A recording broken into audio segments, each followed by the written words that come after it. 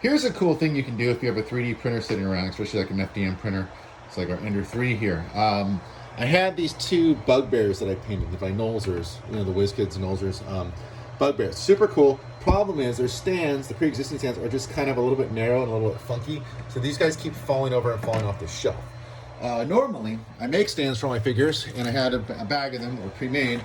Only problem was all the stands I had for small to medium-sized creatures were 25 millimeters, and these guys would hang off the side. They wouldn't fit. So what to do?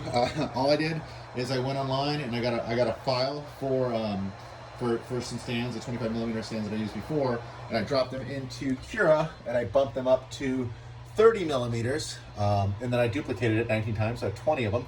Exported the file, loaded it into my Ender 3, and now I'm printing out 20 stands that are 30 millimeters wide, so I can use them in their figures. The good thing about this is, like, if you ever try to buy stands for your figures, your miniatures online, you'll notice sometimes like there'll be 10 stands, like $5, some ridiculous price for little circles of plastic.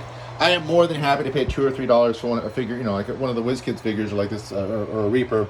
That's a really cool sculpt. But I have a hard time shelling out 50 cents or more per stand. So, like I said, I printed a bunch up in the past, but I didn't have the right size.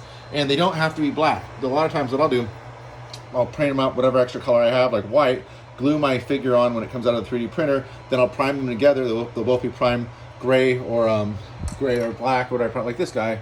These guys have been primed, but he's on a white stand, but it's primed and ready to go. So that's a really cool thing if you have a 3D printer, especially an FDM, a filament printer. You can really easily whip up just the right size stands for your miniatures without having to pay an arm and a leg.